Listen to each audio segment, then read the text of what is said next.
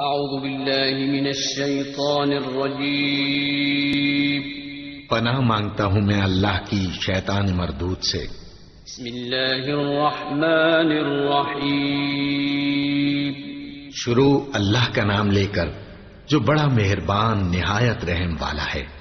واللہ يريد ان يتوب عليكم ويريد الذين يتبعون الشهوات ان تميلوا ميلا عظيما يريد الله ان يخفف عنكم وخلق الانسان ضعيفا يا ايها الذين امنوا لا تاكلوا اموالكم بينكم بالباطل الا ان تكون تجارة عن تراض منكم ولا تقتلوا انفسكم ان الله كان بكم رحيما۔ اور اللہ تو چاہتا ہے کہ تم پر مہربانی کرے، اور جو لوگ اپنی خواہشوں کے پیچھے چلتے ہیں وہ چاہتے ہیں کہ تم سیدھے رستے سے بھٹک کر دور جا پڑو۔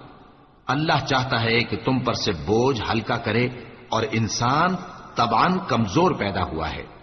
مومنو، ایک دوسرے کا مال ناحق نہ کھاؤ، ہاں اگر آپس کی رضامندی سے تجارت کا لین دین ہو اور اس سے مالی فائدہ حاصل ہو جائے تو وہ جائز ہے، اور اپنے آپ کو ہلاک نہ کرو، کچھ شک نہیں کہ اللہ تم پر مہربان ہے۔ منهما رجالا كثيرا ونساء واتقوا الله الذي تساءلون به والأرحام إن الله كان عليكم رقيبا يا أيها الذين آمنوا اتقوا الله وقولوا قولا سديدا يصلح لكم أعمالكم ويغفر لكم ذنوبكم ومن يطع الله ورسوله فقد فاز فوزا عظيما أما بعد فإن خير الحديث كتاب الله وخير الهدي هدي محمد صلى الله عليه وسلم وشر الأمور محدثاتها وكل محدثة بدعة وكل بدعة ضلالة الضلالة في النار أعوذ بالله من الشيطان الرجيم بسم الله الرحمن الرحيم يا أيها الناس اتقوا ربكم الذي خلقكم من نفس واحدة وخلق منها زوجها وبث منهما رجالا كثيرا ونساء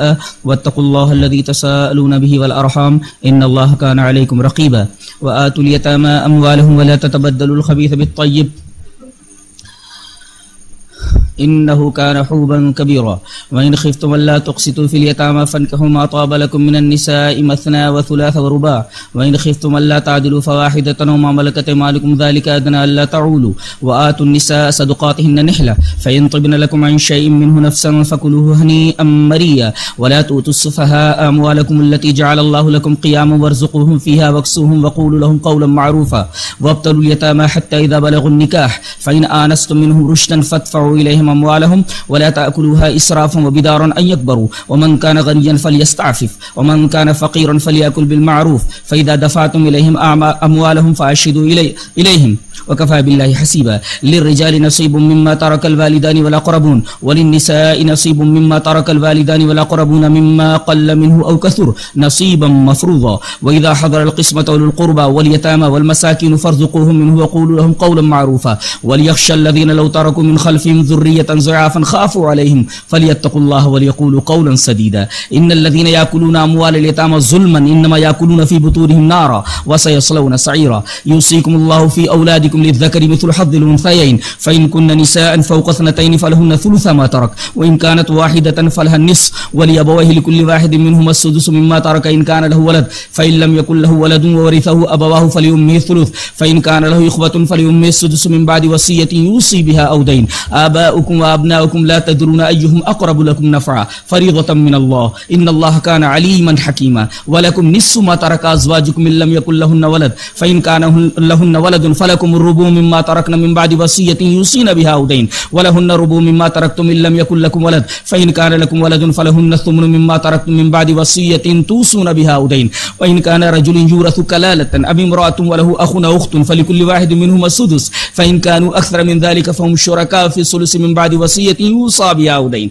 غير مضار وصية من الله والله عليم حليم تلك حدود الله ومن يطع الله ورسوله يدخله جنات تجري من تحت الأنهار خالدين فيها وذلك الفوز العظيم ومن يعص الله ورسوله ويتعدى حدوده يدخله نارا خالدا فيها وله عذاب مهين۔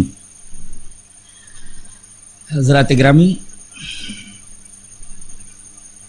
محترم سامعین و سامعات، جیسا کہ آپ کو معلوم ہے کہ آج ہم جس موضوع پر گفتگو کرنے جا رہے ہیں وہ موضوع ہے اسلام میں وراثت کا تصور. اس میں کوئی شبہ نہیں کہ قانون وراثت انتہائی پیچیدہ اور انتہائی مشکل موضوع ہے. اس قانون کو سمجھنے کے لیے باقاعدہ علم الفرائض کے نام سے ایک علم مدون ہوا ہے. آج اس مبارک محفل میں میری کوشش یہ ہوگی کہ اس قانون کے کلیات پر میں بحث کروں، اس طرح کہ ان کلیات سے جزئیات کا استخراج ہمارے لیے بڑی حد تک آسان ہو جائے. میں نے خطبہ مسنونہ کے بعد سورہ نساء کی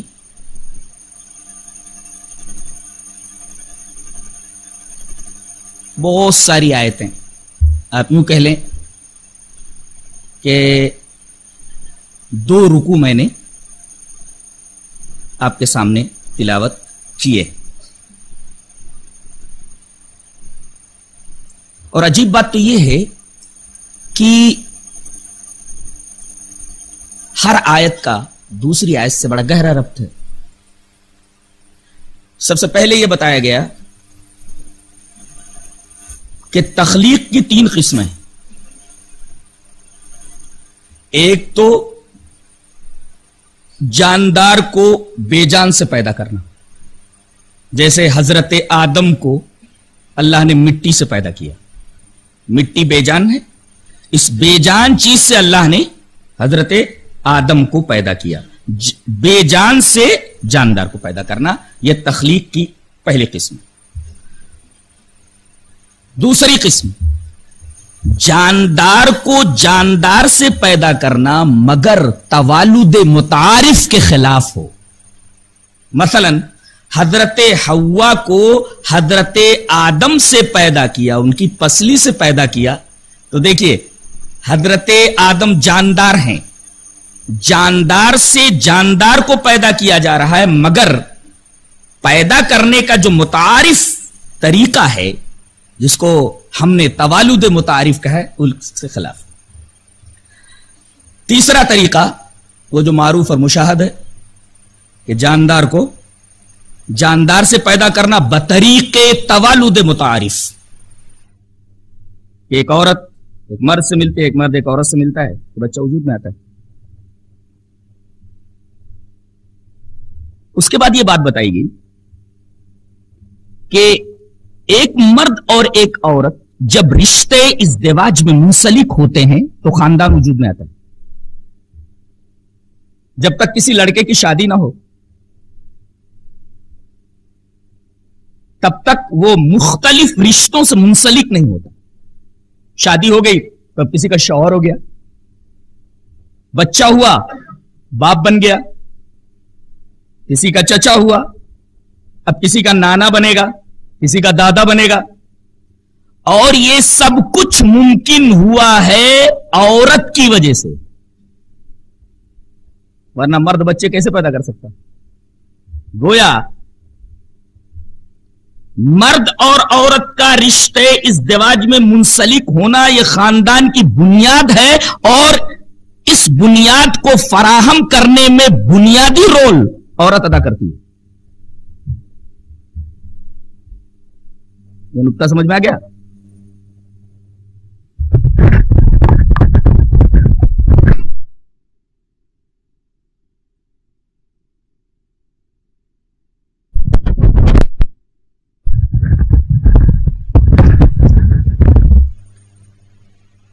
اب ایک خاندان وجود میں آیا،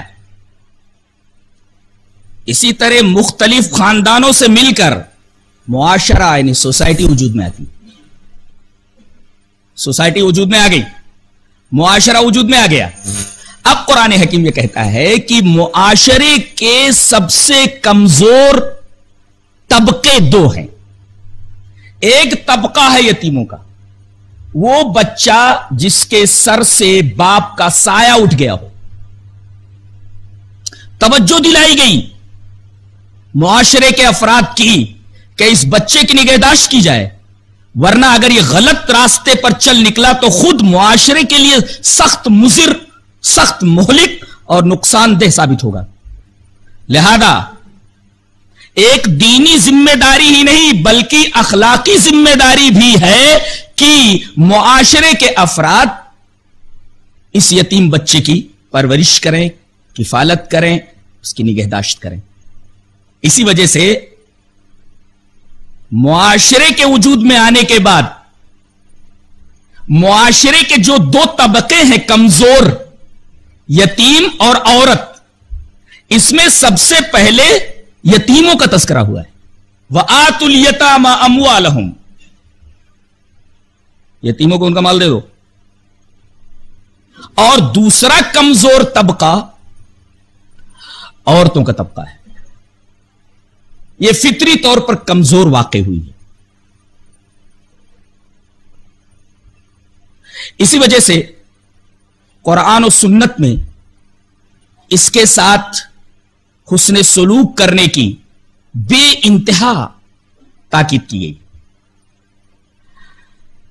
اسلام سے پہلے اس کا کوئی حق ہی نہیں تسلیم کیا جاتا تھا، اور حق کو تسلیم کیا کریں، حق کے لیے کیا روئیں، اس کو تو زندہ درگور کر دیا جاتا تھا۔ اللہ تبارک و تعالی نے اس کی شناعت اور قباحت کو واضح کرنے کے لیے باقاعدہ میدان محشر کو پیش کر کے لوگوں کی نگاہوں کے سامنے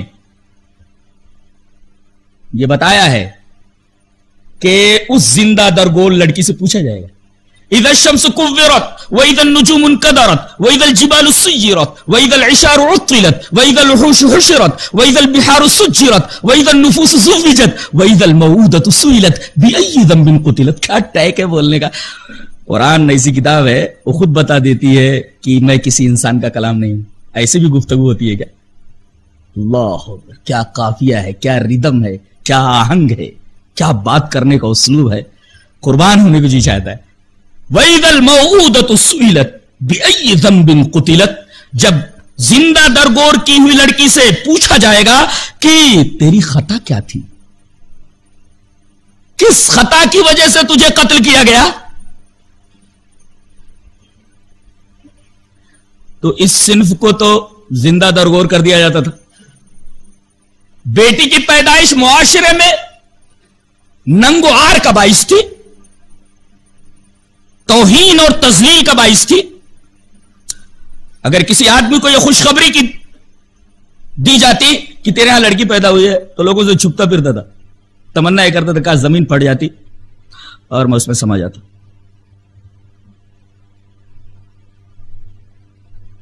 مہر لوگ ہڑپ کر جاتے تھے، مہر نہیں دیتے تھے، اور وراثت میں تو اس کا کوئی حق ہی تسلیم نہیں کیا جاتا تھا۔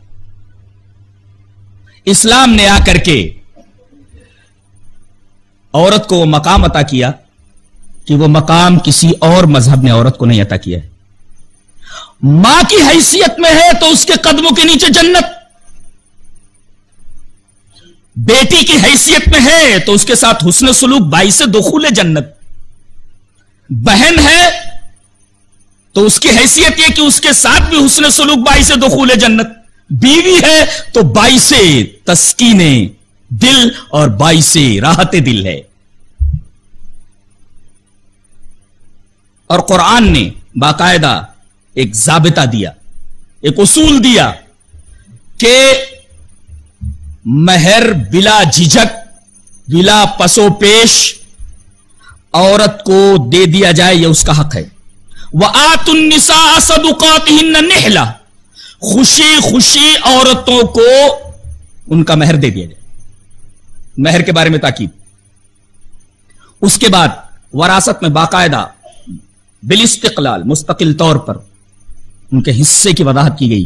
فرمایا گیا لِلرِّجَالِ نَصِيبٌ مِّمَّا تَرَكَ الْوَالِدَانِ وَالْأَقْرَبُونَ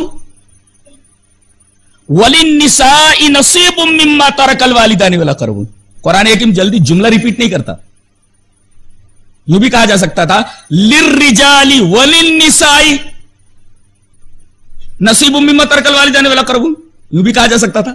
लेकिन वही जुमला जो मर्द के लिए इस्तेमाल हुआ, वही जुमला औरत के लिए भी इस्तेमाल करके यह बताना चाहा है अल्लाह तबारक व तआला ने कि जिस तरह तरके में मुस्तकिल हक मर्द का है, औरत भी मुस्तकिल तौर पर तरके में हिस्सेदार है।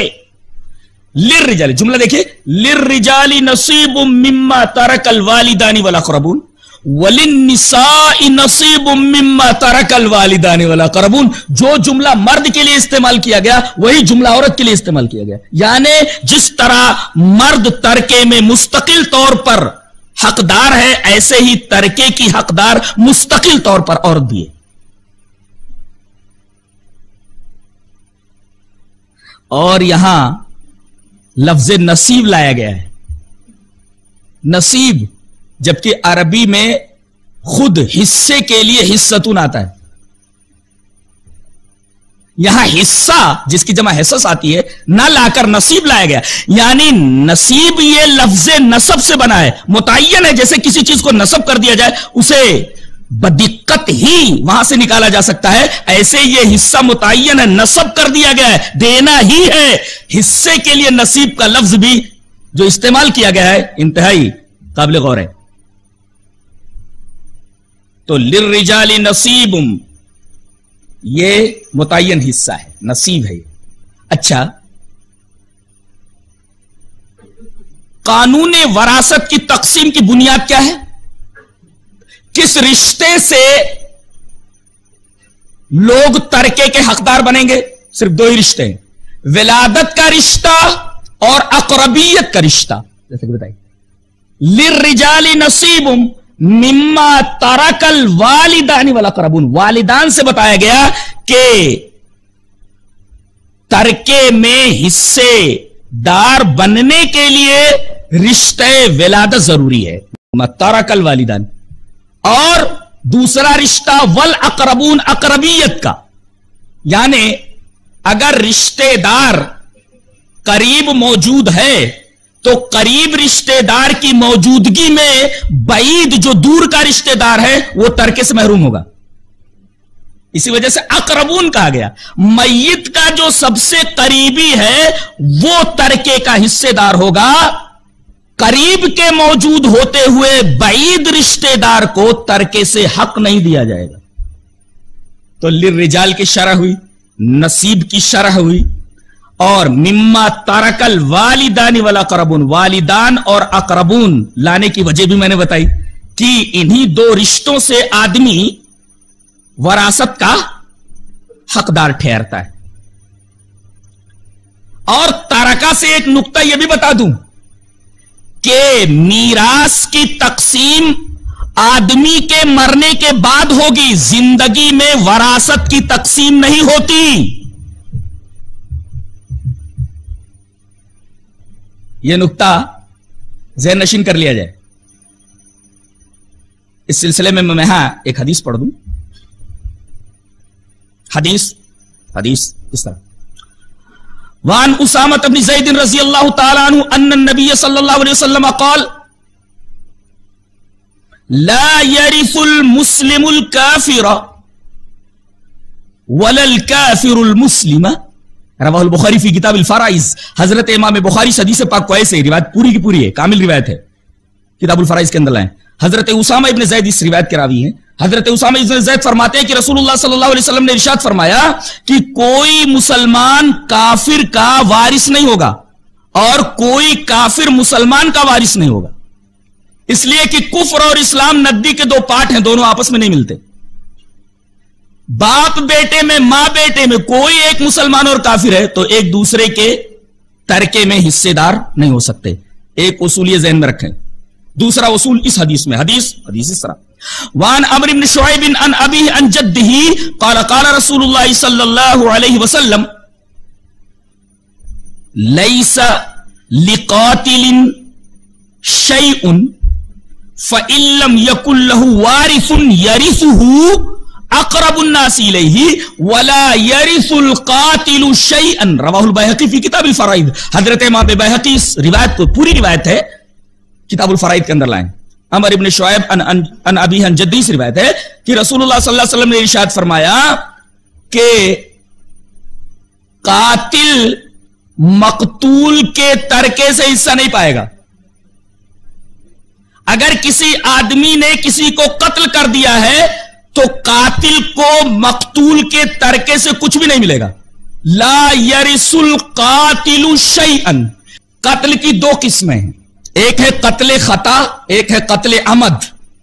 قرآن کے 5ویں پارے سے سورہ نساء کے اندر آگے چل کر کے بیان کیا گیا ہے. وما كان للمؤمن ان يقتل مؤمنا الا خطا ومن قتل مؤمنا خطا فتحرير رقبة مؤمنة ودية مسلمة الى اهله الا ان يصدقوا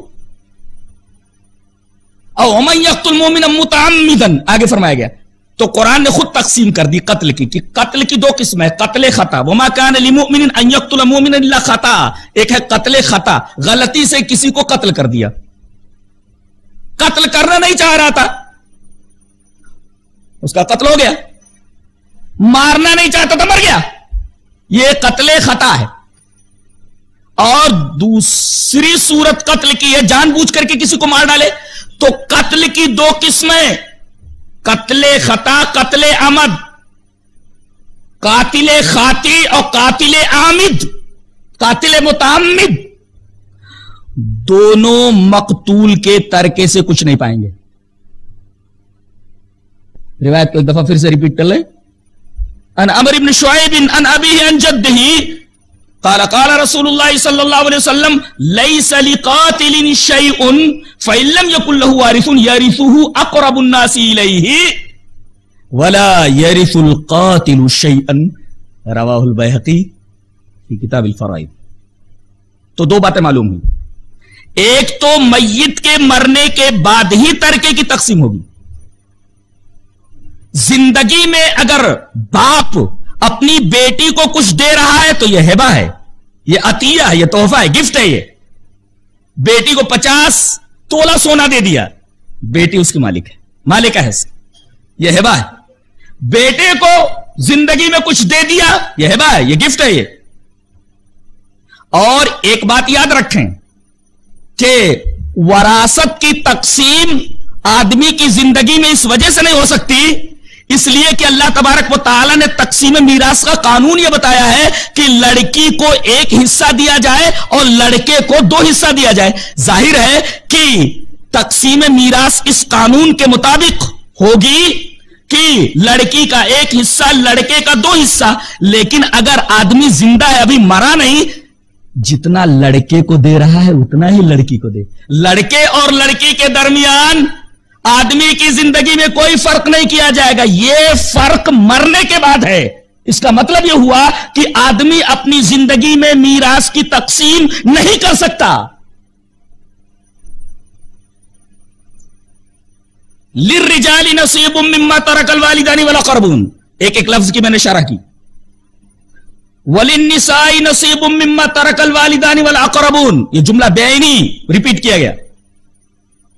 جس طرح مستقل طور پر ترکے میں حصے داری مرد کی ہے، مستقل طور پر عورت بھی ترکے کی حصے دار ہے.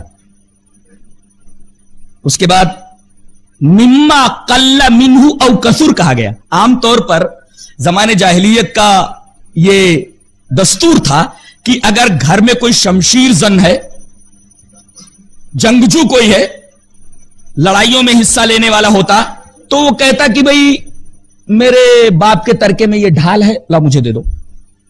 عورت کیا کرے گی؟ یہ تلوار ہے، لاؤ مجھے دے دو. یہ نیام ہے، مجھے دے دو. عورت کیا کرے گی؟ رہے گا ایسا نہیں.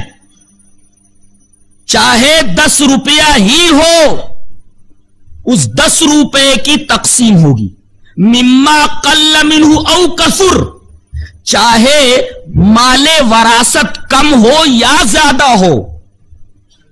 باپ نے جتنا کچھ چھوڑا ہے، میت نے جتنا کچھ چھوڑا ہے، ایک ایک پیسہ ذوی الفروض جن کے حصے اللہ نے متعین کر دیے ہیں،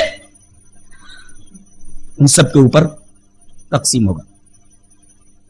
یہ مما قل منہ او کثر کی شرح ہے. مال وراثت چاہے کم ہو یا زیادہ ہو، سب میں وہ تقسیم جاری ہوگی.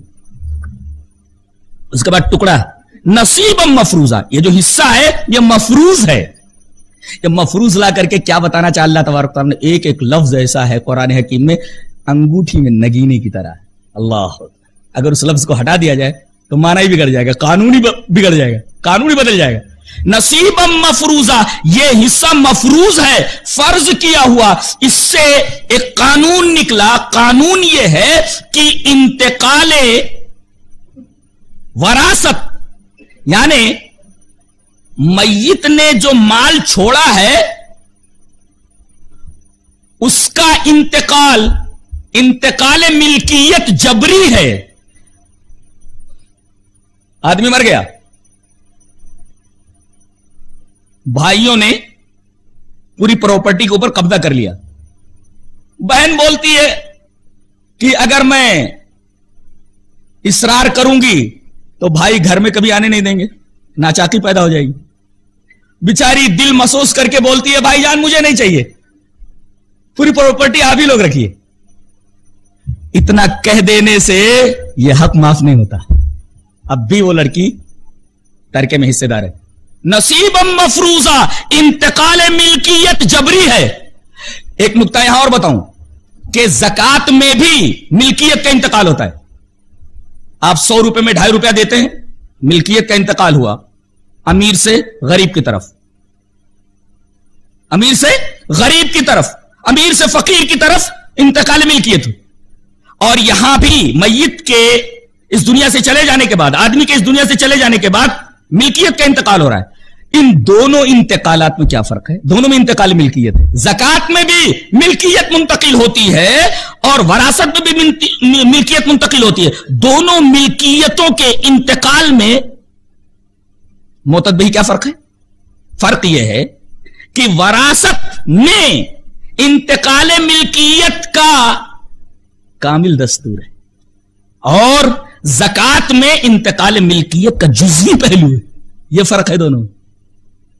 جی، اس کا مطلب یہ ہوا کہ وراثت میں وارثین کو حصہ دینا زکات دینے سے بھی زیادہ اہمیت رکھتا ہے، جس کو میں ابھی ثابت کروں گا قرآن حکیم سے. تو یہ ہے نصیبا مفروضہ، یہ ایسا حصہ ہے جو مفروض ہے. قانون یہ نکلا اس لفظ سے کہ انتقال ملکیت وراثت کے اندر جبری ہے. اگر لڑکی یہ بول دے مجھے نہیں چاہیے بھائی جان آپ اپنے پاس رکھو، تو اس کے کہہ دینے سے اس کا حق ختم نہیں ہوتا، اب بھی ترکے میں اس کا حق باقی ہے. اس لیے کہ لفظ مفروض نے آ کر بتایا کہ انتقال ملکیت جبری ہے.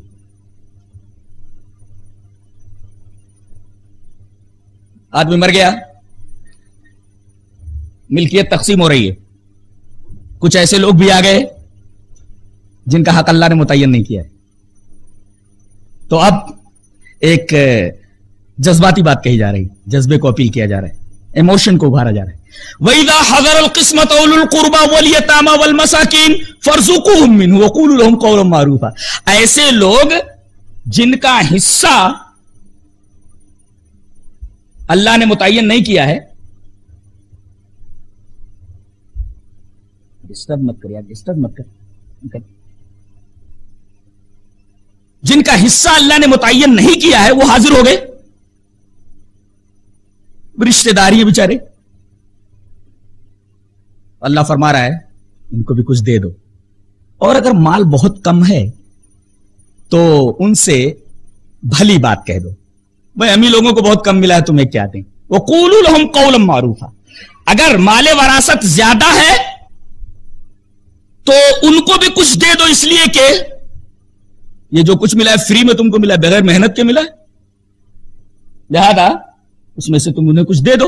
اور اگر مال وراثت کثیر نہیں ہے، قلیل ہے، تو وَقُولُوا لَهُمْ قَوْلًا مَّعْرُوفًا. تو ان سے بھلی بات کہہ دو، بھائی ہمیں کو بہت کم ملا ہے، اب آپ کو کیا دیں. سمجھا؟ اس کے بعد ایک تاکید کی جا رہی ہے بھائیوں کو، وارثین کو. وَلْيَخْشَ الَّذِينَ لَوْ تَرَكُوا مِنْ خَلْفِهِمْ ذُرِّيَّةً ضِعَافًا خَافُوا عَلَيْهِمْ فَلْيَتَّقُوا اللَّهَ وَلْيَقُولُوا قَوْلًا سَدِيدًا. ذرا غور کرو، بھائی لوگ اگر حق مار لیتے ہیں بہن کا تو بہن تو یتیم ہے نا، بہن تو یتیم ہے. ذرا وہ بھی سوچیں کہ وہ مر جائیں اور ان کے چھوٹے چھوٹے بچے ہوں، کمزور بچے ہوں، ذریۃ ضعافن، تو انہیں کیا ان پر اندیشہ نہیں ہوگا کہ کہیں ضائع نہ ہو جائیں؟ تو ذرا اپنے چھوٹے چھوٹے بچوں کے تناظر میں ان یتیموں کو، ان مسکینوں کو بھی دیکھو. یہ ایک جذباتی اپیل کی گئی ہے. پہلے قانون بتایا گیا اور قانون کے بیان کرنے کے بعد جذبات کو اپیل کیا گیا کہ جو ایسے ہیں جن کا حق اللہ نے متعین نہیں کیا ان کو بھی کچھ دے دو اگر مال کثیر ہے تو. اس کے بعد ایک وعید ہے، جو لوگ دوسروں کا حق دبا کر بیٹھ جاتے ہیں ان کا انجام کیا ہوگا. ان الذین یاکلون اموال الیتامی، وارث کو حق نہیں، بیٹی کو حق نہیں دیا گیا، بہن کو حق نہیں ملا، بھائی نے میت کی بیٹی یعنی اپنی بہن کو حق نہیں دیا، یتیم کا حق مارا نا اس نے. ان الذین یاکلون اموال الیتامی ظلما انما یاکلون فی بطونہم نارا، جو روپیہ پیسہ وہ کھا رہا ہے وہ روپیہ پیسہ نہیں کھا رہا ہے، وہ آگ کھا رہا ہے، اپنے پیٹ میں آگ بھر رہا ہے. ان الذین یاکلون اموال الیتامی ظلما انما یاکلون فی بطونہم نارا وسیصلون سعیرا، اور آگ سے آگ کو بڑی مناسبت ہے، لہذا پیٹ میں آگ بھر رہے ہو نا، بڑی دلچسپی ہے جہنم کو ایسے لوگوں سے جن کے اندر آگ بھری ہوئی ہو، آ جاؤ، بڑی مناسبت ہے ہم میں اور تم میں. انما یاکلون فی بطونہم نارا وسیصلون سعیرا، ان قریب بھڑکتی ہوئی آگ میں داخل کیے جائیں گے. اور عجیب بات یہ ہے کہ جہنم کی وہ صفت لائے گی سعیر سے، ایک بار بھڑک جانا ہے نا، وَإِذَا الْجَحِيمُ سُعِّرَتْ، جب بھڑکا دی جائے گی. اللہ اکبر، کیا رعایت لفظیاں ہیں قرآن حکیم کے بیان کرنے کا جو انداز ہے، قدر پیارا ہے، میں تو جھوم جھوم اٹھتا ہوں. اس کے بعد آیت وصیت. اس سے پہلے کہ میں اب آیت وصیت پر گفتگو کروں، اس کا پس منظر اور بیک گراؤنڈ آپ کے سامنے رکھ دوں. وہ بیک گراؤنڈ، وہ پس منظر ایک حدیث پاک میں، حدیث پاک اس طرح: وعن محمد بن المنکدر سمع جابر بن عبد اللہ رضی اللہ تعالی عنہ یقول مرضت فعادنی رسول اللہ صلی اللہ علیہ وسلم و ابو بکر وهو ماشیا فاتانی فقد اغمی علی فتوضأ رسول اللہ صلی اللہ علیہ وسلم فصب علی وضوءه فافقت فقلت یا رسول اللہ کیف اصنع فی مالی کیف اقضی فی مالی فلم یجبنی بشیء حتی نزلت آیت الموارث. رواہ البخاری فی کتاب الفرائض. میں نے پوری روایت بخاری شریف کی جو کتاب الفرائض میں آپ کے سامنے پیش کر دی. راوی حضرت جابر بن عبداللہ، محمد بن منکدر سے روایت ہے، وہ کہتے ہیں کہ انہوں نے جابر بن عبداللہ رضی اللہ تعالی عنہ سے یہ کہتے سنا کہ میں بیمار ہو گیا. اب جب میں بیمار ہوا تو میری عیادت کے لیے جناب محمد رسول اللہ صلی اللہ علیہ وسلم اور حضرت ابو بکر رضی اللہ تعالیٰ عنہ تشریف لائے اور دونوں پیدل چلتے آئے. وہما ماشیان، اس کا مطلب یہ ہوا کوئی مسلمان بیمار ہو جائے تو ایک مسلمان کا حق یہ ہے کہ وہ اس کی عادت کو جائے.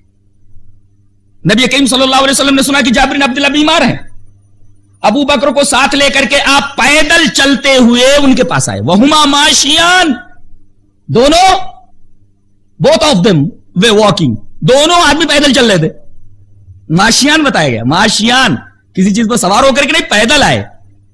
اور جب میرے پاس آپ پہنچے تو فقط اغمی علیہ، میرے اوپر بے ہوشی طاری ہو گئی تھی. نبی کریم صلی اللہ علیہ وسلم نے دیکھا کہ یہ تو بے ہوش ہے تو آپ نے وضو بنایا. فتوضا رسول اللہ صلی اللہ علیہ وسلم، رسول اللہ صلی اللہ علیہ وسلم نے وضو بنایا. وضو بنانے کے بعد وضو کا جو بقیہ پانی تھا وہ میرے اوپر چھڑک دیا. فصب علی وضوءہ، اپنے وضو کا پانی میرے اوپر اڈیل دیا. فافقت، مجھے ہوش آ گیا، مجھے افاقہ ہو گیا. جب مجھے ہوش آیا تو میں نے جناب محمد رسول اللہ صلی اللہ علیہ وسلم سے ایک مسئلہ پوچھا کہ اللہ کے رسول شاید اس بیماری سے میں جانبر نہ ہو سکوں، زندگی میرے ساتھ وفا کرے نہ کرے.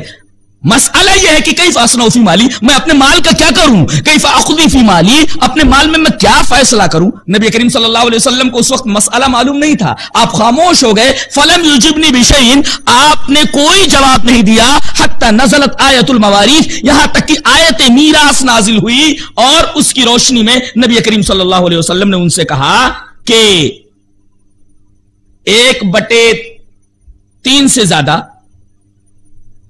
वसीयत मत करना, वसीयत करना हो ज़वील फरूज के अलावा किसी के लिए तो 1/3 से ज्यादा मत करना। बकिया तुम्हारा माल किन किन लोगों में तकसीम होगा, ये आयत मवारीथ के अंदर पूरी तफसील है।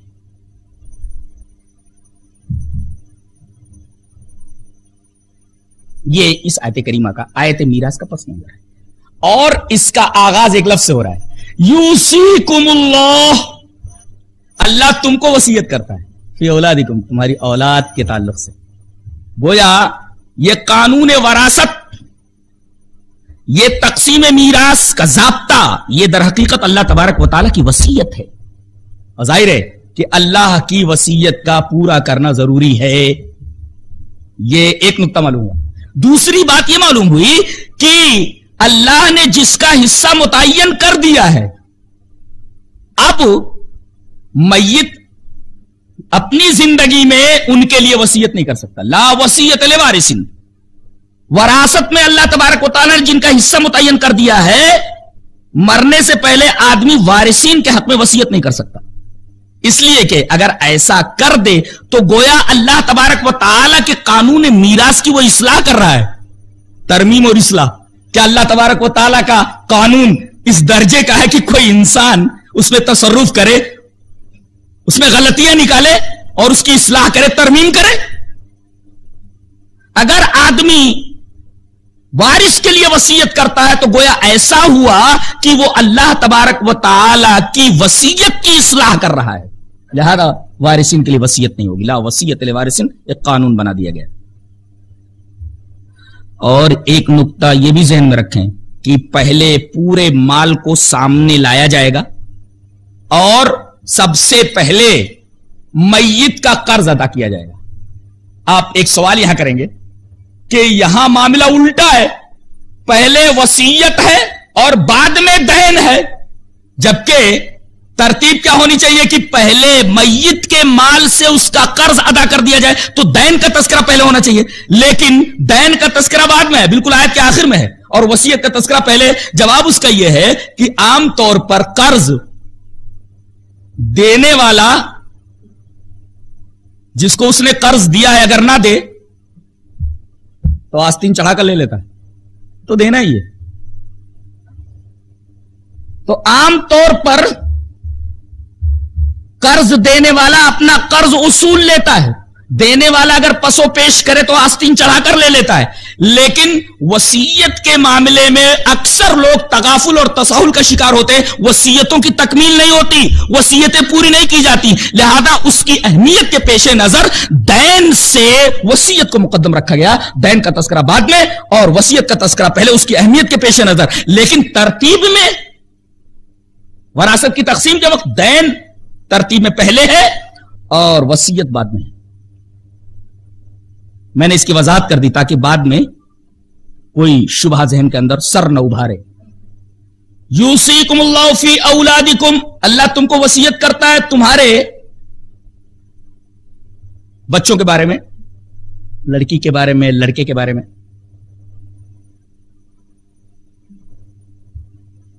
और अगला टुकड़ा तो इंतहाई काबिल गौर है, इसमें औरतों का मकाम बताया गया।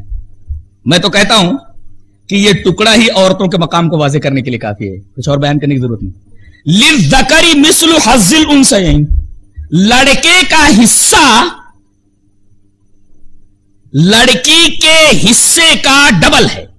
जबकि क्या कहना चाहिए था, क्या कहना चाहिए था? कहना यह चाहिए था कि लड़की का हिस्सा लड़के के हिस्से का आधा है, ऐसा बोलना चाहिए। यहां लड़की को हाईलाइट किया गया है, लिज़्ज़करी मिस्लु हज़्ज़िल उन्सयैन, लड़के का हिस्सा लड़की के दो हिस्से के बराबर है। यहां हाईलाइट लड़की के हिस्से को किया गया है, अल्लाह अकबर। और दूसरा टुकड़ा भी गौर के काबिल है कि उसके अंदर भी औरत ही को हाईलाइट किया गया है। फ़इन कानत वाहिदतन, अगर लड़की एक है फला निस, तो वरासत में उसे आधा मिल जाएगा।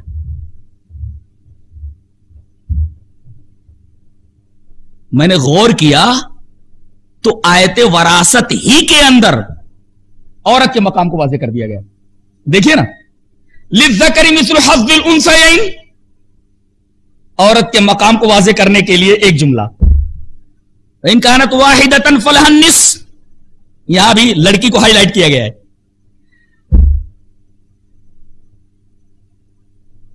उसके बाद फ़इन कुन्न निसान, तीसरा जुमला भी ऐसा है कि उसमें औरत ही का तज़किरा किया गया है। फ़इन कुन्न निसान फ़ौक़ इस्नतैन, अगर लड़कियां दो से ज्यादा हैं, फलहुन्न सुलुसा मा तरक, उन्हें 2/3 दे दिया जाए। यहां भी लड़की ही को हाईलाइट किया गया है। आखिर तक चले जाइए आप। मां का तज़किरा बाप के तज़किरे से बेहतरीन अंदाज में किया गया है। इसका मतलब यह हुआ कि आयते मीरास के ऊपर अगर गौर कर लिया जाए तो औरत का मकाम व मर्तबा आसानी से मुतय्यन किया जा सकता है।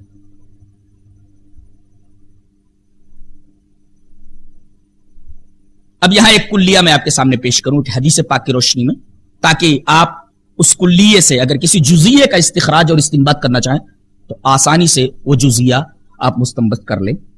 पहले हदीस पाक सुनिए। हदीस इस तरह, वान इब्न अब्बास रज़ियल्लाहु तआला अन्हुमा अनिन नबी सल्लल्लाहु अलैहि वसल्लम क़ाल अलहिकुल फराइज़ बि अहलिहा फमा बकिया फहुवा लिऔला रजुलिन ज़करिन, रवाहुल बुखारी फी किताबिल फराइज़। हजरत इमाम बुखारी से हदीस पाक कैसे किताबुल फराइज़ के अंदर लाए, रावी हजरत अब्दुल्लाह इब्न अब्बास रज़ियल्लाहु तआला अन्हुमा। हजरत अब्दुल्लाह इब्न अब्बास रज़ियल्लाहु तआला अन्हुमा फरमाते हैं कि रसूलुल्लाह सल्लल्लाहु अलैहि वसल्लम ने इरशाद फरमाया कि ज़विल फुरूज को, यानी जिनके हिस्से अल्लाह ने मुतय्यन कर दिए हैं वो ज़विल फुरूज है, उन तमाम हिस्सेदारों को, ज़विल फुरूज को उनका हक दे दो। अलहिकुल फराइज़ बि अहलिहा, ज़विल फुरूज को जिनके हिस्से अल्लाह ने मुतय्यन कर दिए उनको उनका हिस्सा दे दो। और हिस्सा सबको देने के बाद जो बाकी बचे उसको क्या किया जाए, मय्यत का जो सबसे करीबी मुज़क्कर रिश्तेदार है, मुअन्नस नहीं, लड़की नहीं, मुज़क्कर रिश्तेदार, उसको दे दिया जाए। पहले हदीस पाक का तर्जुमा एक बार फिर से देखें, उसके बाद तमसील। अलहिकुल फराइज़ बि अहलिहा, इस हदीस पाक को अच्छी तरह समझ लिया जाए, ये कुल्लिया है, इससे जुज़िये का इस्तिखराज कर सकते हैं आप। ज़विल फुरूज को जिनके हिस्से अल्लाह ने मुतय्यन कर दिए, बेटी को इतना मिलना चाहिए, बहन को इतना मिलना चाहिए, मां को इतना मिलना चाहिए, बीवी को इतना मिलना चाहिए, शौहर को इतना मिलना चाहिए, दो से ज्यादा बेटियां हो तो उनको इतना मिलना चाहिए, ये सब ज़विल फुरूज हैं, इनको इनके हिस्से दे दो। एक जुमला। जो बाकी बचे तकसीम करने के बाद ज़विल फुरूज पर, तो मय्यत का जो सबसे करीबी मुज़क्कर रिश्तेदार है उसको दे दिया जाए। और तरतीब में पहले लड़का है, फिर बाप है, वालिदैन है, फिर चचा वगैरह, ये तरतीब रहेगी। मिसाल, जैसे एक आदमी मरा, एक बीवी है, मां है और एक से जायद बेटियां। अब आदमी मरा, मां मौजूद है, बीवी मौजूद है और बेटियां हैं। औलाद अगर मौजूद हो तो औलाद की मौजूदगी में मय्यत की, यह ज़ाब्ता है, औलाद अगर मौजूद है मय्यत की तो मां को 1/6 और बीवी को 1/8, और लड़की अगर एक से जायद है तो 2/3। अब यहां मसला यह है कि एक आदमी एक से जायद लड़कियां, एक से जायद बेटियां छोड़ करके मरा है, एक बीवी है, मां है, तो औलाद की मौजूदगी में मां को 1/6, बीवी को 1/8 और एक से जायद लड़कियां 2 सुलुस उनको मिलने वाला है, 2/3। तो इस तरह उसको बनाएं, 1/6 प्लस 1/8 प्लस 2/3 और फिर 6, 8 और 3 का एलसीएम निकाल लिया जाए, लिस्ट कॉमन मल्टीपल निकाल लिया जाए। जू अज़आफ अकल निकला 24 निकला, और 24 को अब यूं कीजिए कि 1/6, 24 का 1/6 कितना हुआ, 6 के 6 24, 4 हिस्से, 6 के 6 जैसे 1/6 और ये 24 है, तो تو 6 चौक 24, ये 4 हिस्सा मिल जाएगा 1/6 जिसको मिल रहा है, यानी मां को। अब 1/8 24 का, 8 1 8, 8 या 24, 3 हिस्से मिल जाएंगे बीवी को। 2/3, 24 का 2/3, 3 1 3, 3 8 24, 8 दूनी 16, तो 16 हिस्से मिल जाएंगे एक से ज्यादा लड़कियों को। मसला बना 24 से, हिस्से कितने हैं 24, और तकसीम करने के बाद हम ये देख रहे हैं कि एक हिस्सा बच गया है 16, और इसी तरीके से 4 और 3, जब हम इन सब को प्लस करते हैं तो निकलता है इसका टोटल कुल मीजान 23। अब 23 तो ज़वील फुरूज पर तकसीम हो गया, एक जो बचा वो किसको दिया जाए, वो असवा को दे दिया जाए जी, एक जो बचा। तो इस हदीस का मतलब यह हुआ अलहिकुल फराइद बि अहलिहा फमा बकिया फहुवा लिऔला रजुलिन ज़करिन, ज़वील फुरूज को उनके हिस्से दे दो, उसके बाद जो कुछ बचता है वो मय्यत का जो सबसे करीबी मुज़क्कर रिश्तेदार है उसको दे दिया जाए। यहां एक नुक्ता और मलहूज रखें कि दुनिया में एक हस्ती ऐसी होती है कि वो जो कुछ माल छोड़ करके जाए उसके वारिसीन नहीं होते, उसका माल तकसीम ही नहीं होता। दलील यह हदीस पाक इस तरह वान आयशा रज़ियल्लाहु तआला अन्हा अन्न नबी सल्लल्लाहु अलैहि वसल्लम क़ाल ला नूर मा तरकना सदक़तुन, रवाहुल बुखारी फी किताबिल फराइद। हजरत इमाम बुखारी हदीस पाक को ऐसे किताबुल फराइद में लाए।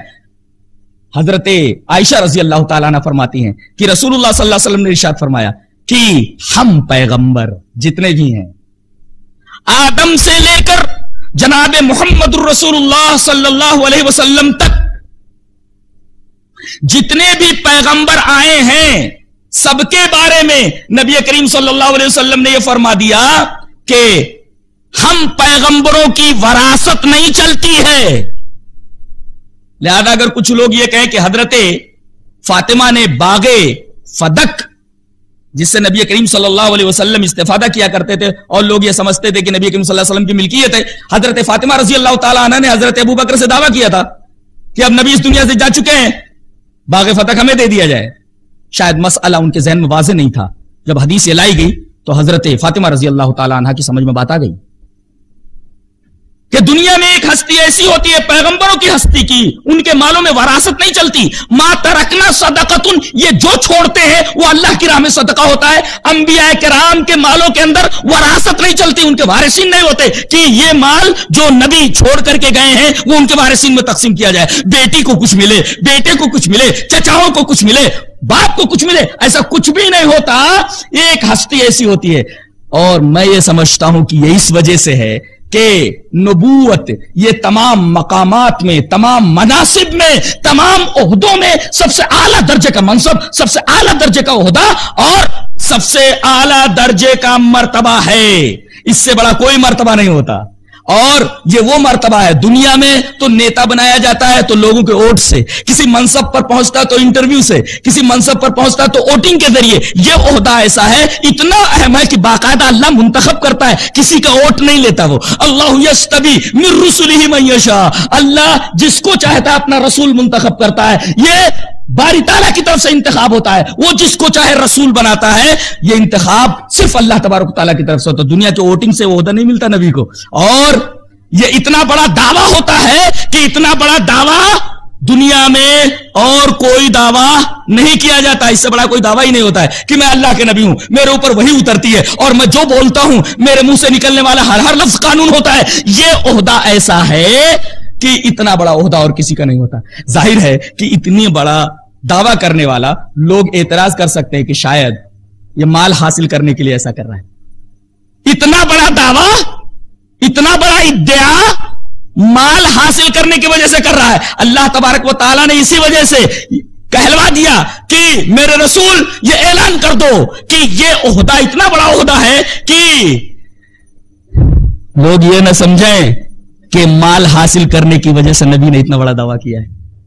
लिहाजा आपका जो भी माल होगा वो आपके मरने के बाद صدقہ ہو جائے گا آپ کے وارثین کے اوپر، آپ کے بچوں کے اوپر، آپ کے رشتہ داروں کے اوپر یہ ترکہ تقسیم نہیں ہوگا۔ ہاں، انبیاء کرام مال کے علاوہ ایک دوسرا ترکہ چھوڑ کر کے جاتے ہیں، علم کا، علم الہی کا، علم دین کا، اور جو اس علم کو حاصل کرتے ہیں وہی در حقیقت وارث الانبیاء ہوتے ہیں، نبی کے وارثین ہوتے ہیں، اور انبیاء کرام کے بعد انبیاء کے مشن کو، انبیاء کے کاز کو یہی زندہ رکھتے ہیں۔ شرط یہ ہے کہ وہ سچ مچ کے وارثین انبیاء۔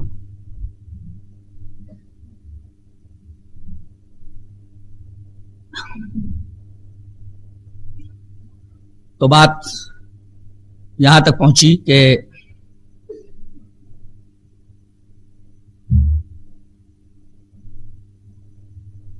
ایک ہے ذوی الفروض جن کا حصہ اللہ تبارک تعالی نے متعین کر دیا ہے، ان کے درمیان یہ وراثت تقسیم کی جائے گی، جو باقی بچے گا بقیہ لوگوں کو ملے گا۔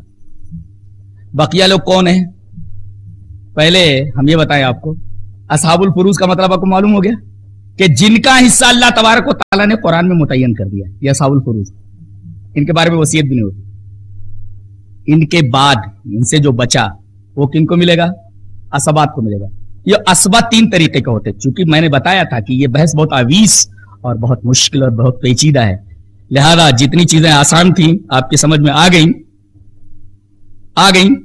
بقیہ جو باتیں کہنے جا رہا ہوں اگر سمجھ میں آ جائے تو بہت اچھا ہے، بار بار اگر اس کو سنیں گے تو وہ قواعد اور وہ ضوابط ذہن نشین ہو جائیں گے اور مکمل طور پر آپ کی سمجھ میں یہ ساری باتیں آ جائیں گی۔ اصحاب الفروض سے بچنے کے بعد عصبات کو ملتا ہے، اور عصبات کی تین قسم ہوتی ہیں، ایک عصبہ بے نفس ہی، ایک عصبہ بغیر ہی، ایک عصبہ ما غیر ہی۔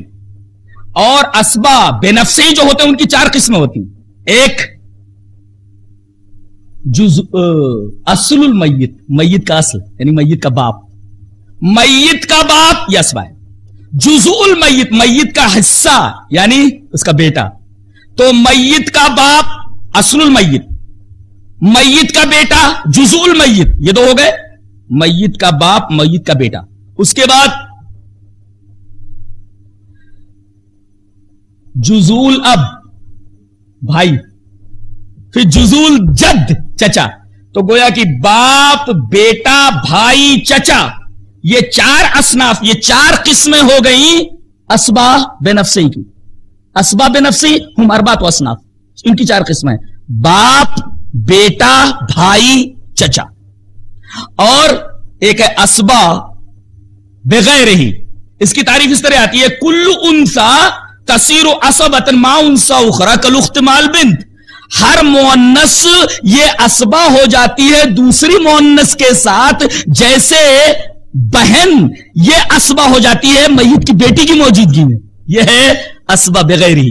اور ایک ہے اسبا ما غیر ہی، اس کی تعریف ہے کہ ہی النسوۃ اللاتی لہن فرض ای الثلث والثلثان یصرن عصبۃ باخوتہن، وہ عورتیں جن کے حصے تو متعین ہیں، جیسے 1/3 اور 2/3، ثلث و ثلثان، 1/3 اور 2/3 ان کے حصے متعین ہیں، لیکن یہ اسبا ہو جاتی ہیں میت کے بھائیوں کی وجہ سے، بے اخوتہن، اپنے بھائیوں کی وجہ سے، یہ عورتیں اپنے بھائیوں کی وجہ سے یہ محروم ہو جاتی ہے اور اسبا ہو جاتی ہیں۔ تو اسبا کی تین قسمیں، اصحاب الفروض سے بچنے کے بعد اسبات کو ملے گا، اسبا بے نفس ہی 4، اور اسبا بغیر ہی میں نے بتایا، اسبا ما غیری وہ بھی میں نے آپ کے سامنے واضح کر دیا۔ اور ایک ہے ذوی الارحام۔ ذوی الارحام کون ہے؟ الاقارب الذین لیسوا من العصبہ ولا من ذوی الفروض کبنات الاخت وبنات الاعمام، یہ وہ رشتہ دار ہوتے ہیں جو اسبا میں بھی نہیں ہوتے، اور نہ وہ لوگ ہوتے جن کا حصہ اللہ نے متعین کیا، نہ وہ اسبا ہوتے نہ ذوی الفروض ہوتے۔ یہ کون لوگ ہیں؟ جیسے بھتیجیاں ہیں اور چچا زاد بہنیں ہیں، یہ ذوی الارحام۔ تو گویا کہ ذوی الفروض، عصبات اور ذوی الارحام۔ اچھا، وہ کون ذوی الفروض ہیں جن کے بارے میں اللہ تبارک و تعالیٰ نے خود حصے متعین کر دیے؟ ان کو میں نے 4 مصروں کے اندر خود اکٹھا کر دیا ہے. اگر یہ 4 مصرے معلوم ہو جائیں تو آپ کو معلوم ہو جائے گا کہ اتنے لوگوں کا حصہ اللہ تبارک و تعالیٰ نے ترکے کے اندر خود متعین کر دیا ہے، اور یہ 12 کی تعداد میں ہے، اور یہ 12 کے 12 اصحاب الفروز ہے. شعر کیا ہے؟ اب جد زوج اخ اخیافی، ماں بیٹی پوتی دادی. ابجد زوج اخ اخیافی، ماں بیٹی پوتی دادی، بیوی اخت اخیافی، اخت حقیقی اللہ کی.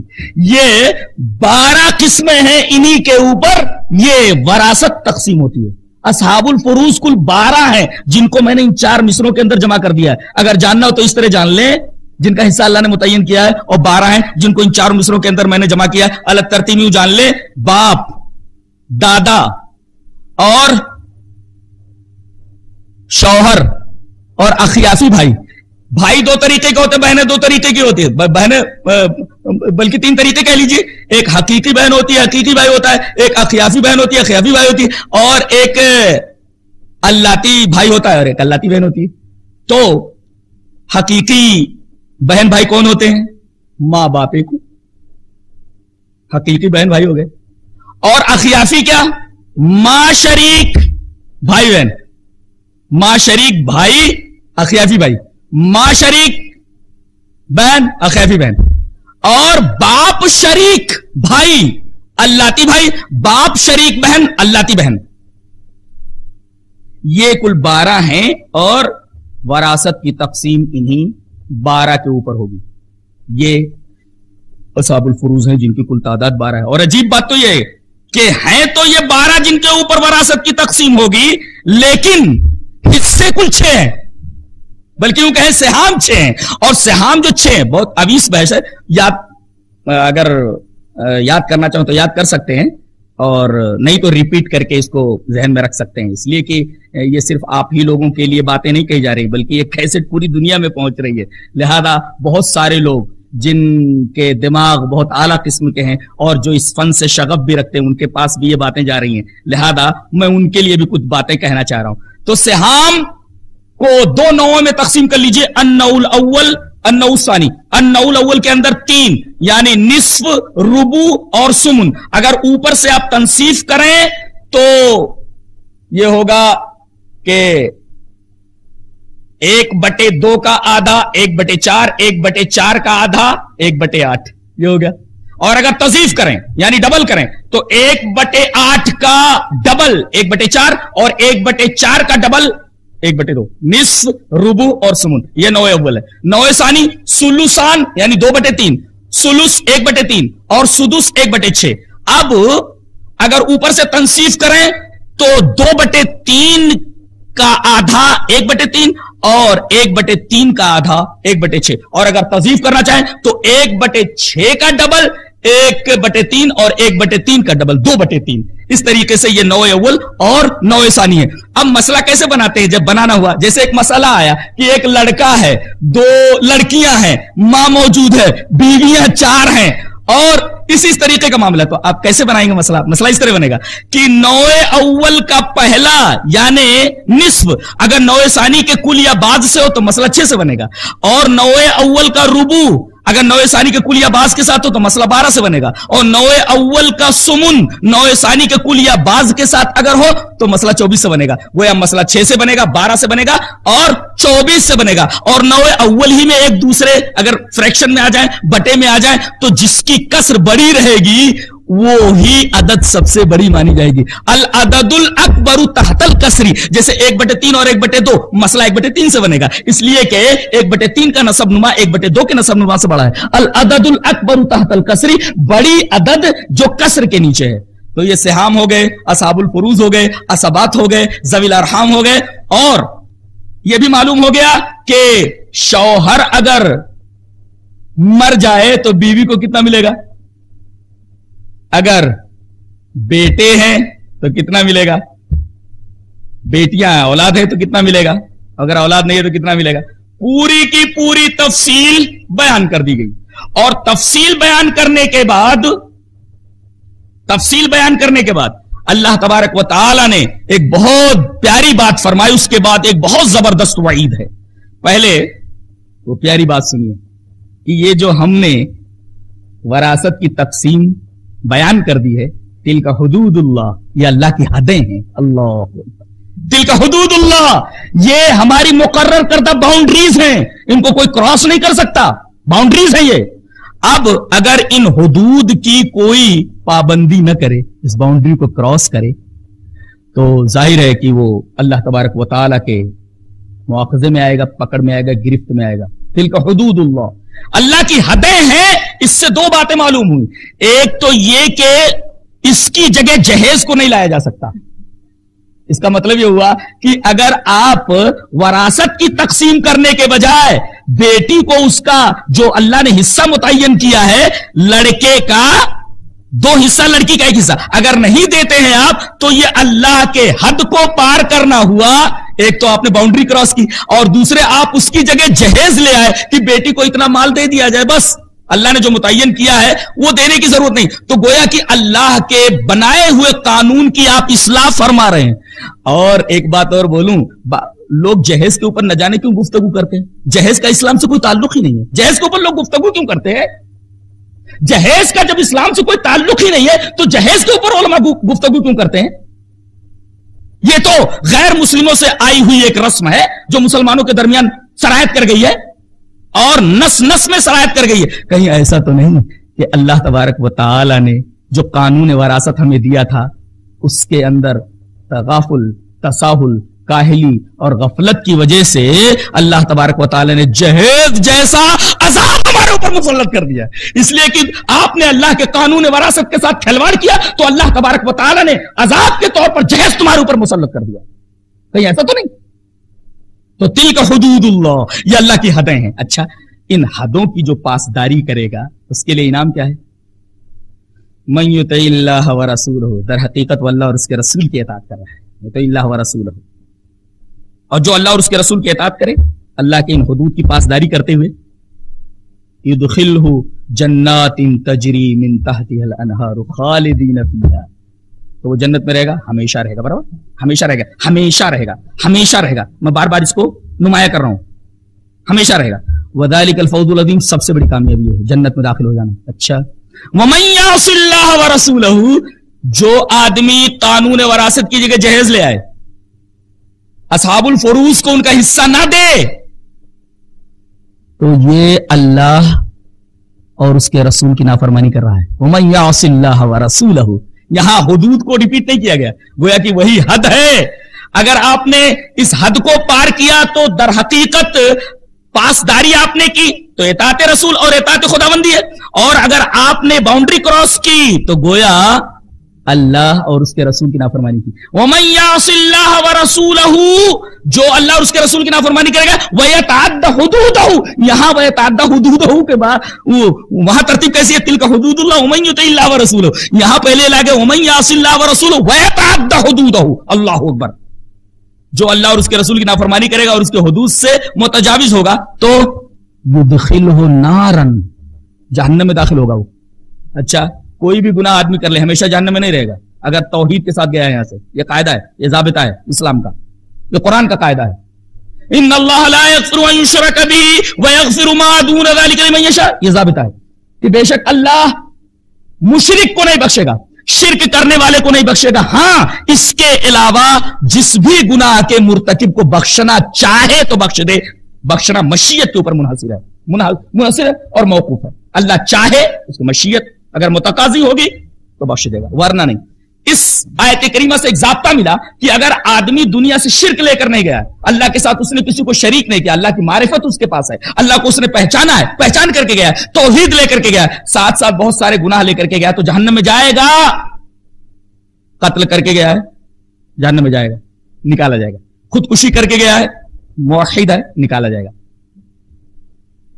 یہاں تک کہ بخاری شریف کی ایک لمبی روایت ہے، پڑھنے کا وقت نہیں ہے، بہت لمبی روایت ہے، ابھی 2 رکوع پڑھتے پڑھتے میں تھک گیا ہوں. تو لمبی روایت ہے کہ نبی کریم صلی اللہ علیہ وسلم نے فرمایا کہ میں اس آدمی کو جانتا ہوں جو سب سے آخر میں جہنم سے نکلے گا اور اسے ایک خاص حوض کے اندر نہلایا جائے گا. نہلانے کے بعد وہی کھڑا رہے گا اور اس کا منہ جنت کی طرف ہوگا. جنت بہت دور نظر آئے گی. سامنے ایک پیڑ ہوگا, کھڑا رہے گا کھڑا رہے گا کھڑا رہے گا. اس کے بعد کہے گا اللہ درخواست, بول اس درخت کے نیچے چلا جاؤں.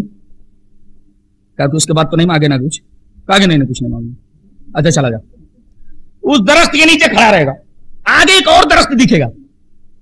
بہت دنوں کے بعد بولے گا میرے معبود اس درخت کے پاس چلا جاؤں. اس سے پہلے بولا تھا نا کچھ نہیں مانگوں گا. کہا کہ اچھا اس کے بعد کچھ نہیں کہوں گا. کہا کہ اچھا چلا جا. ایسا کرتے کرتے وہ بالکل جنت کے قریب پہنچ جائے گا. سامنے دروازہ دکھے گا جنت کا, وہ بھی کھلا ہوا. کہا کہ اللہ دروازے کے پاس چلا جاؤں. کہا کہ اس سے پہلے تو کہتا ہے کہ کچھ نہیں مانگوں گا, بار بار مانگ رہا ہے. کہا کہ وہاں جنت کے دروازے کے پاس پہنچا دے, کچھ نہیں مانگوں گا. وہاں پہنچ جائے گا, کھڑا رہے گا کھڑا رہے گا. پھر کہے گا کہ اللہ ایک پیر جنت میں ڈال لوں. باری تعالیٰ فرمائیں گے کہ تو نے تو کہا تھا کہ کچھ نہیں مانگوں گا, ٹھیک ہے ایک پیر جنت میں ڈال لے. اب وہ ایک پیر جنت میں ایک باہر ڈالے کھڑا رہے گا. کہا باری تعالیٰ دوسرا پیر بھی ڈال لوں. اللہ تبارک تعالیٰ کو رحم آ جائے گا, اللہ کو بخشنا رہے گا اس کو. اور نبی کریم صلی اللہ علیہ وسلم نے فرمایا اللہ مسکرا پڑے گا, گویا کہ اللہ ہنسی کے ساتھ متصف ہے, اسمائلنگ کے ساتھ متصف ہے, لیکن اس کا مسکرانا اس کی ذات کے, اس کی شان کے مطابق, اس کا ہنسنا اس کی شان کے مطابق. ہنسے گا اور کہے گا جنت میں چلا جائے. ظاہر ہے کہ جو آدمی جنت میں دونوں قدم رکھ لے, اب جنت سے باہر نکلنے کا کوئی سوال ہی پیدا نہیں ہوتا. تو کہنے کا مطلب یہ ہوا کہ بڑے سے بڑا گنہگار جہنم سے نکالا جائے گا, جنت کے اندر ڈالا جائے گا. شرط یہ ہے کہ وہ یہاں سے توحید لے کر کے گیا ہو, شرک لے کر نہ گیا ہو. اب آدمی اس چکر میں نہ رہے اور گناہوں پر جری نہ ہو جائے کہ بخشا جانا ہے جہنم میں, ذرا دھلائی ہو جانے کے بعد ایک دن تو ارے ایک سیکنڈ جہنم کے اندر رہنا آدمی تصور نہیں کر سکتا کیا حال ہوگا. لہذا آدمی جری نہ ہو جائے گناہوں کے اوپر. دھلائی ہوگی, یہ دھوبی کی دھلائی نہیں ہے کپڑے کی طرح, بہت خطرناک دھلائی ہوگی وہاں. آگ سے دھلائی ہوگی, پانی سے نہیں, آگ سے دھلائی. کتنی خطرناک دھلائی ہوگی. لہذا آدمی کو گناہوں پر جری نہیں ہو جانا چاہیے کہ ایک دن تو توحید کی برکت سے ہمیں جہنم سے نکلنا ہی ہے. فرمایا گیا وَمَن يَعْصِ اللَّهَ وَرَسُولَهُ وَيَتَعَدَّ حُدُودَهُ, جو اللہ اور اس کے رسول کی نافرمانی کرے گا یعنی حصے داروں کو ان کا حصہ نہیں دے گا اور اللہ کی ان حدود کی پاسداری نہیں کرے گا تو یدخلہ نارن, تو وہ جہنم میں تو داخل ہوگا. کیا حق مارنے والا, وراثت کے قانون کو توڑنے والا کیا جہنم سے کبھی نکلے گا؟ خالدن فیہا, یہی وہ عذاب, یہی وہ سزا ہے. اور اس طریقے کی ایک دو سزائیں اور بھی ہیں. وَمَن يَقْتُلْ مُؤْمِنًا مُتَعَمِّدًا فَجَزَاؤُهُ جَهَنَّمُ خَالِدًا فِيهَا, وہاں بھی آیا کسی مومن کو جان بوجھ کر کے قتل کر دینا, جہنم میں گیا خالدن فیہا, اس کے اندر ہمیشہ رہے گا. اور یہ بھی وراثت کے قانون کی پاسداری نہ کرنے والا, اس کے لیے بھی یہ جملہ ہے خالدن فیہا, اس کے اندر ہمیشہ رہے گا, جہنم سے نکالا نہیں جائے گا. کتنی خطرناک بات ہے.